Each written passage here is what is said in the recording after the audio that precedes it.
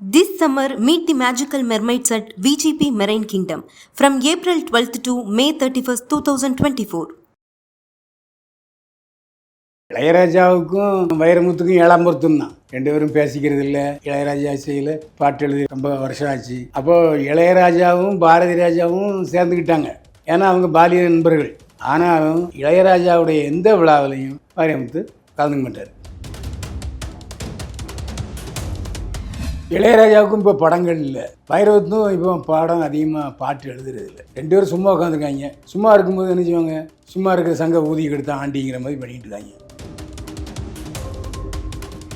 இப்போது பொன்மாலை இப்பொழுதுங்கிற பாட்டு எழுதி கொடுத்தாரு வைரமுத்து. பாரதி ராஜா சொன்னார், இந்த வைரமுத்து நல்ல பாட்டு எழுதுவான், வாய்ப்பு கொடுனார். அப்போ அந்த பொன்மாலை இப்பொழுது பாட்டை படித்த இளையராஜா பாட்டு நல்லா இல்லைன்னு சொல்லியிருந்தால் வைரமுத்துடைய கதி என்ன ஆயிருக்கும்? அதே கவர்மெண்ட்டில் மொழிபெயர்ப்பு துறையில் ஒரு கிளார்க்காக இருந்திருப்பார், அவ்வளோதானே.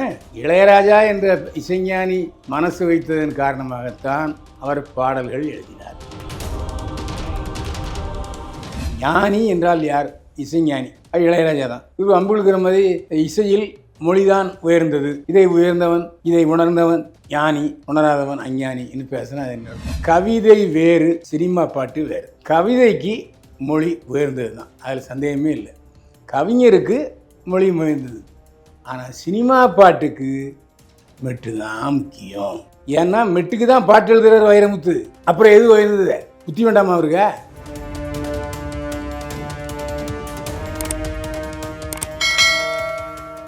சார் வணக்கம் சார். என்னை வாழ வைத்துக் கொண்டிருக்கும் யூடியூப் சேனல் நேயர்களுக்கு நன்றியும் வணக்கமும். சார், அதாவது இப்போ சமூக வலைதளத்தில் ரொம்ப பரபரப்பாக ஒரு சண்டை ஒன்று போயிட்டு இருக்கு. அதாவது என்னன்னா, இசையமைப்பாளர்களுக்கும் எழுத்தாளர்களுக்குமான ஒரு சண்டை போயிட்டு இருக்கு. நீங்க பெருசா நான் பெருசான்னு சொல்லிட்டு. சார், அது என்ன பிரச்சனை நடந்துட்டு இருக்கு சார் இப்போ? இளையராஜாவுக்கும் இப்போ படங்கள் இல்லை. வைரவத்தும் இப்போ படம் அதிகமாக பாட்டு எழுதுறது இல்லை. ரெண்டு பேரும் சும்மா உட்காந்துருக்காங்க. சும்மா இருக்கும்போது என்ன செய்வாங்க, சும்மா இருக்கிற சங்க ஊதி கெடுத்தா ஆண்டிங்கிற மாதிரி பண்ணிட்டு இருக்காங்க.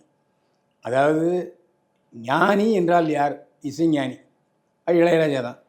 இது அம்புழுக்கிற மாதிரி இசையில் மொழிதான் உயர்ந்தது, இதை உயர்ந்தவன் இதை உணர்ந்தவன் ஞானி, உணராதவன் அஞ்ஞானி என்று பேசினா அது என்ன அர்த்தம்? அதாவது கவிதை வேறு, சினிமா பாட்டு வேறு. கவிதைக்கு மொழி உயர்ந்தது தான், அதில் சந்தேகமே இல்லை. கவிஞருக்கு மொழி உயர்ந்தது. ஆனால் சினிமா பாட்டுக்கு மெட்டு தான் முக்கியம். ஏன்னா மெட்டுக்கு தான் பாட்டு எழுதுகிறார் வைரமுத்து. அப்புறம் எது உயர்ந்தது? புத்தி வேண்டாமா அவருக்கு? ஒரு தமிழக அரசில் மொழிபெயர்ப்பு துறையில் ஒரு கிளார்க்காக இருந்தவர் இன்றைக்கி இந்த அளவு கவி பேரரசு, கல்யாண மண்டபம், ஊரில் தேனியில் பிரம்மாண்டமான பங்களா, இங்கே பங்களா, ஏகப்பட்ட சொத்துக்கள் இருக்குன்னா அது காரணம் யார்? சினிமா பாடலாசிரியர், கவிஞர் அல்ல, கவி பேரரசு அல்ல. சினிமாவுக்கு கவிஞர் தேவையில்லை. சினிமா பாட்டு எழுதுகிறவர் பாடல் ஆசிரியர். இப்போது பொன்மாலை இப்பொழுதுங்கிற பாட்டு எழுதி கொடுத்தாரு வைரமுத்து. பாரதி ராஜா சொன்னார், இந்த வைரமுத்து நல்ல பாட்டு எழுதுவான், வாய்ப்பு கொடுனார். அப்போ அந்த பொன்மாலை இப்பொழுது பாட்டை படித்த இளையராஜா பாட்டு நல்லா இல்லைன்னு சொல்லியிருந்தால் வைரமுத்துடைய கதி என்ன ஆயிருக்கும்? அதே கவர்மெண்ட்டில் மொழிபெயர்ப்பு துறையில் ஒரு கிளார்க்காக இருந்திருப்பார், அவ்வளோதானே. இளையராஜா என்ற இசைஞானி மனசு வைத்ததன் காரணமாகத்தான் அவர் பாடல்கள் எழுதினார். ஏன்னா மெட்டுக்கு தான் பாடல் எழுதினார். ரெண்டாவது, மொழி புரியாதவனும் பாட்டை ரசிப்பான். இப்போ யாரோ இங்கே போகிறது பாட்டெல்லாம் நான் ரசித்தோம், நாம் ரசித்தோன்னு அது காரணம் என்ன? மொழி தெரிஞ்சால் ரசித்தோம். இசை நன்றாக இருந்தது, நாம் ரசித்தோம். சினிமா பாடல்களுக்கு மட்டும்தான் நான் இதை சொல்கிறேன். சினிமா பாடல்களுக்கு பாடல் என்பது இரண்டாம் பட்சம்தான். மியூசிக் தான் முதல்ல போய் தொடர்றது, மியூசிக் தான். இளையராஜாவுடைய இசையை மைனஸ் பண்ணிட்டு வெறும் பாட்டை பாருங்கள், யாரை கேட்பாங்களா? அப்புறம் அது புரிய வேண்டாமா வைரமுத்துக்கு? அதனால் அவருடைய தம்பி, இளையராஜாவுடைய தம்பி கங்கைமரன் தொலைச்சி வாயை பொத்திக்கிட்டு நடக்கிறதே வேறு அப்படின்னு எச்சரித்தார். அவர் நல்ல கவிஞர் என்பதை ஒத்துக்கொண்ட பாடலாசிரியர் கங்கையமரன் திமிர் ஜாஸ்தி என்பதை சொன்னார். இந்த விஷயத்தில் கங்கையமரனுடைய கண்டனம் வரவேற்புக்குரியது தான். இந்த விஷயத்த சும்மா விடக்கூடாது. இப்போ யார் ஞானி யார் அஞ்ஞானின்னு யாராவது கேட்டாங்களா வைரமுத்துட்ட? எதுக்கு இந்த பாய்ச்சல் பயிராரு? அதுதான் சார், எதுக்கு திடீர்னு இசைஞானியை வந்து இப்படி வந்து இவர் வந்து பேசணும், அப்படி என்ன அவங்களுக்குள்ள பிரச்சனை? ஏன் திடீர்னு ஒரு மேடையில் போயிட்டு அவரை பத்தி இப்படி சொல்லணும் அப்படிங்கிறது தான் ஒரு கேள்வியா இருக்கு. இல்ல இதுக்கு முன்னாடி காலத்துல ஏதாவது பிரச்சனை நடந்திருக்கா சார்? இல்லை இளையராஜாவுக்கும் வைரமுத்துக்கும் 7ஆம் பொருத்தம் தான். 2 பேரும் பேசிக்கிறது இல்லை. இளையராஜா இசையில் பாட்டு எழுதி ரொம்ப நாள் ஆச்சு, ரொம்ப வருஷம் ஆச்சு. அப்போது இளையராஜாவும் பாரதி ராஜாவும் சேர்ந்துக்கிட்டாங்க. ஏன்னா அவங்க பாலிய நண்பர்கள். ஆனாலும் இளையராஜாவுடைய எந்த விழாவிலையும் வைரமுத்து கலந்துக்க மாட்டார். அதுமாதிரி வைரமுத்து சம்மந்தப்பட்ட எந்த விஷயத்துலையும் இளையராஜாவும் கிராஸ் ரூட் போக மாட்டார். தொடர்ந்து இளையராஜாக்கு ஏதாவது ஒரு பிரச்சனைனா டக்குன்னு வந்து நம்ம இவர் வந்துடுறாரு உள்ள, கங்கை அமரன் வந்து உள்ள வந்து. இதுக்கு முன்னாடி தான் பவதாரணியோட ஒரு பிரச்சனையிலேயே உள்ள வந்துட்டாரு. ஸோ இங்கே வந்து அவர் உள்ள வந்து இப்போ இந்த உரிமையில பேசுறதுனால ஏதாவது பிரச்சனை வராதா சார் பின்னாடி? இந்த சினிமா துறை, இந்த மியூசிக் அந்த துறைக்குள்ளேயே தனித்து ஒரு நபரை பத்தி உரிமையில திட்டுறது வந்து பின்னாடி வந்து பிரச்சனையை உருவாக்காது? ஏங்க, இளையராஜா தொடக்கத்திலிருந்தே வைரமுத்து வாடா போடான்னு தான் சொல்லிட்டு இருந்தார். அதேமாரி கங்கை அமரனும் வாடா போடான்னு தான் சொல்லிட்டு இருக்காரு. அதில் உரிமையில் பேசுகிறதுனால எந்தவித சிறுமையும் யாருக்கும் வந்துடுறது இல்லை. ஏன்னா 2 பேரும் ஒரே ஊருக்காரங்க, தாயா பிள்ளையா பழகினவங்க.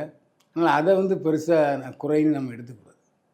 சார் அதே மாதிரி இப்போ சமயத்தில் வந்து பார்த்தீங்கன்னா இளையராஜா வந்து ஒரு கேஸ் ஒன்று போட்டிருக்காரு ஒரு நிறுவனத்து மேலே. என்னன்னா என்னோட பாட்டை வந்து நீங்கள் யூஸ் பண்ணிட்டீங்க, என்னோட இசையை வந்து நீங்கள் யூஸ் பண்ணிட்டீங்கன்னு சொல்லிட்டு. ஸோ அதை எப்படி பார்க்குறீங்க சார் இப்போ? இல்லை, அதில் என்ன தப்பு இருக்குது? உங்களுடைய ஒரு கருத்தை, உங்களுடைய ஒரு எழுத்தை இன்னொருத்தர் காப்பி அடிக்க முடியுமா? இப்போது அவர் அந்த சத்யா மூவிஸ் படத்தில் அந்த பாட்டை போட்டிருக்காரு. வா இந்த பக்கம் டிஸ்கோ டிஸ்கோங்கிற பாட்டு. அப்போது ஒன்று தயாரிப்பாளர் சத்யஜோதி தியாகராஜன்ட்டு கேட்டிருக்கணும்.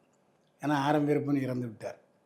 அதனால் அவருக்கு அடுத்தபடியாக இருக்கிற சத்யஜோதி தியாகராஜன்ட்ட பெர்மிஷன் கேட்டிருக்கணும். பெர்மிஷன் கேட்ட மாதிரி தெரியல. அதே மாதிரி இளையராஜாட்ட பெர்மிஷன் கேட்டுக்கணும். எல்லா படங்கள்லையும் பழைய படத்தினுடைய வசனம், பழைய படத்தினுடைய பாடலை பயன்படுத்துகிறதா இருந்தால் நன்றின்னு சொல்லி ப்ரொடியூசர், இயக்குனர் பேர் போடுவாங்க. அனிருத் அட்வான்டேஜ் எடுத்துக்கிட்டு அவராகவே அந்த டிஸ்கோ பாடலை போட்டால் அது சரியில்லை இல்லை. அதுக்காக அவர் வந்து இப்போ இளையராஜா வந்து பிஜேபியில் பவர் கொஞ்சம் அதிகம். அதே மாதிரி இப்போது ஏற்கனவே இளையராஜா ஒரு கேஸ் வந்து போட்டு அது உயர்நீதிமன்றத்தில் நடந்துக்கிட்டு இருக்குது காப்புரிமை பற்றி. அதனால் காப்புரிமை விஷயத்தில் அவர் வந்து கொஞ்சம் ரொம்ப கராராக இருக்கார். அதுதான் சரியாக தவறாங்கிறது விவாதத்துக்குரிய விஷயம். ஆனால் இந்த விஷயத்தை பொறுத்த வரைக்கும் இளையராஜாவுடைய அனுமதி இல்லாமல் அந்த பாட்டை கூலி படத்தினுடைய முன்னோட்டத்தில் வச்சதுனால அவர் கேஸ் போட்டிருக்காரு. அதுவும் சன் பிக்சர்ஸ் மேலே கேஸ் போட்டிருக்காரு. சன் பிக்சர்ஸ் மேலே கேஸ் போடுறதுக்கு யாருக்கும் ஒரு திராணியம் வராது. ஏன்னா அவங்க வந்து ஆளுங்கட்சி இப்போ. ஆனால் அதையும் மீறி தில்லா திராணியோட தைரியமாக இளையராஜா கேஸ் போட்டிருக்காருன்னா அது காரணம் அவர் இசைஞானி என்பது மட்டுமல்ல, பாஜகவுடைய எம்பி. சார் அதே மாதிரி இப்போ கங்கை அமரன் வந்து இளையராஜாவோட எல்லா பிரச்சனையும் வந்து முன்னாடி வந்து சால்வ் பண்ணணும்னு நினைக்கிறார்ல சார்? நீங்கள் ஆல்ரெடி சொன்னது தான், அவங்க 2 பேருக்குள்ளேயும் பேச்சுவார்த்தை இல்லைன்றப்போ அந்த அந்த அண்ணன் தம்பி உறவை வந்து மேம்படுத்தணுக்காண்டி தான் திருப்பி இவர் வந்து எல்லா இதையும் வந்து உள்ளே வராரா சார் இப்போ?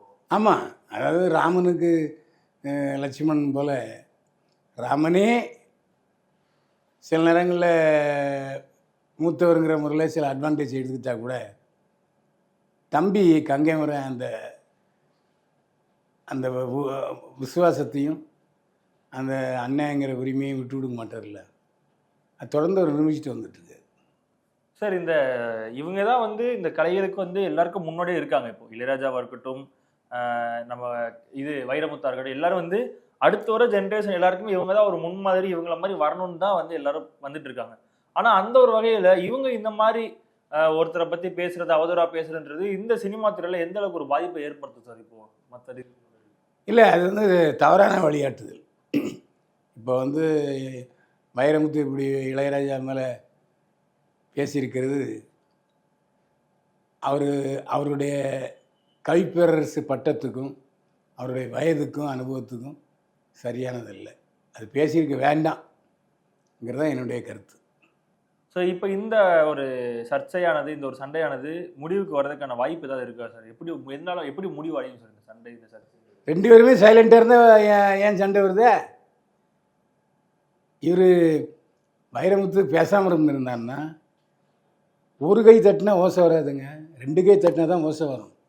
அப்படி இருக்கும்போது அவர் கொஞ்சம் அமைதியாக இருந்துச்சாருன்னா எரியிற கொல்லியில் அந்த கொல்லிக்கிட்ட எடுத்துன்னு வச்சுங்க தன்னால் அடங்கிடும். சார், நம்ம வைரமுத்துவை மட்டும் சொல்கிறோம், ஆனால் ஒரு சில மேடைகளில் இசை இல்லாமல் அணுவும் அசையாது அப்படின்ற மாதிரியான வார்த்தைகள்லாம் வந்து இளையராஜா சொல்லுவார். இசை தான் வந்து எல்லாத்துக்குமே முன்மாதிரி, இசை இல்லைன்னா வேறு எதுவுமே கிடையாதுன்றப்போ, அப்போ அது வந்து ஒருவேளை வைரமுத்து அவர்களுக்கு வந்து தன்னுடைய வரிகளை வந்து இவங்க குறை சொல்கிறாங்களோன்றக்காண்டி பேசினதாக இருக்கும்ல சார்? இப்போது கோயிலில் எதுக்கு மணி அடிக்கிறாங்க? கோயிலில் மணி அடிக்கிறதும் ஒரு இசை தான்.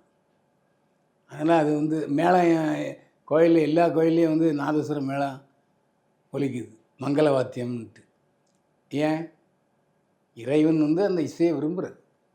இசையின் வடிவமே கடவுள் அப்படின்னு சொல்கிறாரு இசைஞானி இளையராஜா. அது தப்புன்னு நம்ம சொல்ல முடியாது. ஆனால் செய்யுள்னு சொல்கிறோம், அது வந்து நம்ம ஆரம்ப காலத்தில் செய்யுள், தமிழ் செய்யுள், அதுக்கு பதவுரை பொழிப்புரை எழுதினவங்கெல்லாம் நாம் தான்.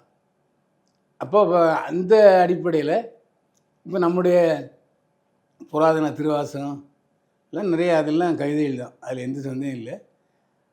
அது 2 கண்கள் என்பது போல் அந்த கோயிலில் பார்த்திங்கன்னா திருவாசகம் ஒரு கண்ணுன்னா நாதஸ்வர ஓசை இன்னொரு கண், அப்படி தான் சொல்லணும். அதில் மாறுபட்ட கருத்து இருக்க முடியாது.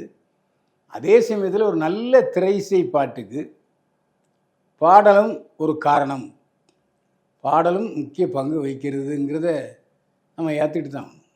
This summer, meet the magical mermaids at VGP Marine Kingdom from April 12th to May 31st, 2024.